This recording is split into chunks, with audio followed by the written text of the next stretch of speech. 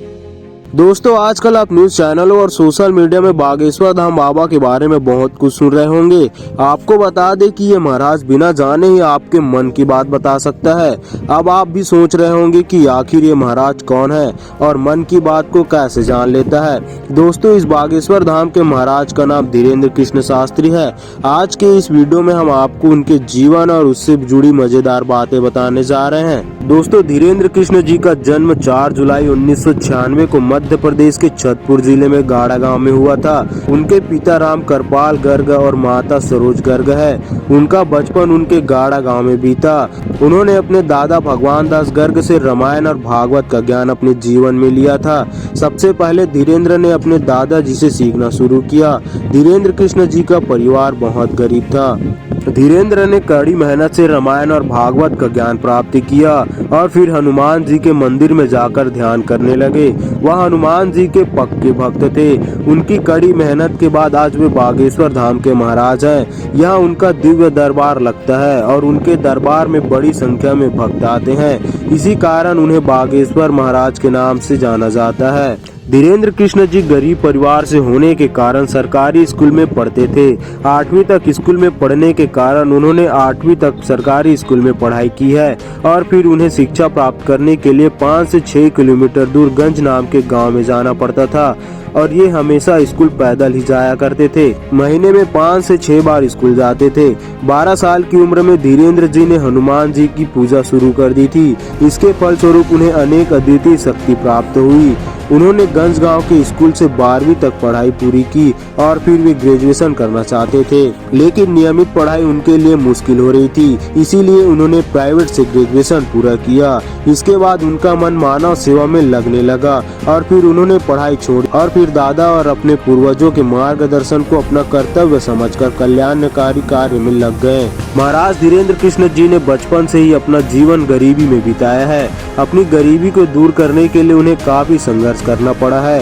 प्रारंभ में वह एक ऐसे साधन की तलाश में थे जिससे उनके परिवार की गरीबी दूर हो सके, जिसके लिए उन्होंने भागवत कथा सुनाई और उससे धीरे धीरे पैसा उनके पास आने लगा और उनके घर की आर्थिक स्थिति में सुधार होने लगा। जिसके बाद लोग भी उनकी कहानियां सुनने लगे और धीरे धीरे लोग भी उन्हें जानने लगे और फिर अलग अलग जगहों पर जाने लगे और कहानियां सुनाना शुरू किया। बागेश्वर धाम मध्य प्रदेश के छतरपुर जिले के गड़ा गांव में स्थित एक हनुमान जी का मंदिर है। धीरेन्द्र कृष्ण शास्त्री का जन्म इसी गांव में हुआ था। बागेश्वर धाम में ही उनके दादा की समाधि बनी हुई है। धीरेन्द्र कृष्ण महाराज के दर्शन के लिए दुनिया भर से लोग बागेश्वर धाम अपनी अर्जी लगवाने आते हैं, लेकिन यह दरबार केवल मंगलवार को ही खुलता है, क्योंकि धीरेन्द्र कृष्ण शास्त्री महाराज जी हनुमान के भक्त हैं और मंगलवार का दिन हनुमान जी का होता है। आपको बता दें कि जो भी यहाँ अपना आवेदन करवाने आता है वो अपने साथ लाल कपड़े में बंधा हुआ नारियल लेकर आता है, क्योंकि ऐसा माना जाता है कि जो भी इस नारियल को लाल कपड़े में बांध कर लाता है उसकी मनोकामना अवश्य पूरी होती है। और लाखों लोग मंगलवार को बागेश्वर धाम में नारियल बांध कर आते हैं और अपनी समस्याओं का समाधान पाते हैं। और जो भी धीरेन्द्र महाराज के सामने आवेदन करता है वह उनकी समस्याओं का चुटकियों में समाधान कर देते हैं। जब भी बागेश्वर धाम मंदिर जाने की आपकी इच्छा हो तो आप यूं ही दर्शन नहीं कर सकते। दर्शन के लिए टोकन की जरूरत पड़ेगी। टोकन लेने के लिए वहां के स्टाफ से जांच करनी होगी। टोकन हमेशा महीने के खास तारीख पर ही दिए जाते हैं। इसके लिए आपको वहां के कर्मचारियों से जानकारी लेनी होगी, फिर वहां से आपको टोकन मिल जाएगा, जिसके बाद आप बागेश्वर धाम के दर्शन कर सकते हैं। इसके साथ ही टोकन प्राप्त होने पर आपका अर्जी बागेश्वर धाम में लग जाती है। दोस्तों क्या आप जानते हैं कि धीरेन्द्र कृष्ण शास्त्री को विदेशों में कई पुरस्कार मिल चुके हैं। 1 जून से 15 जून तक धीरेन्द्र कृष्ण शास्त्री ब्रिटेन के दौरे पर थे।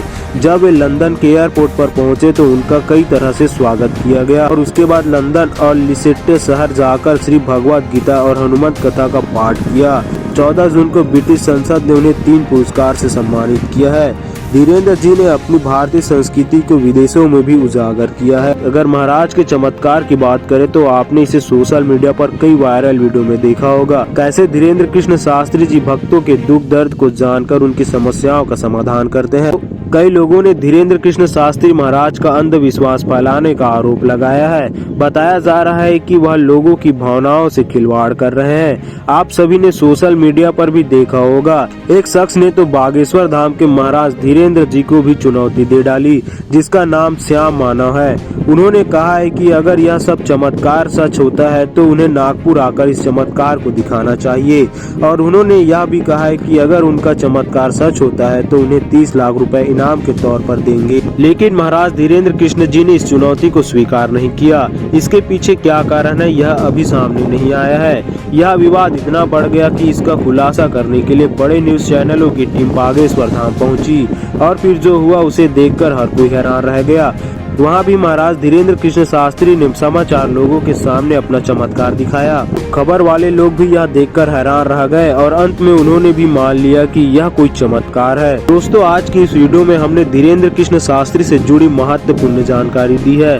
अगर आपको हमारी यह वीडियो अच्छी लगती है तो इसको शेयर जरूर करें और ऐसे ही महत्वपूर्ण जानकारी के लिए हमारे चैनल को सब्सक्राइब करके बिल नोटिफिकेशन को ऑन कर देना और जाते जाते वीडियो को लाइक कर देना।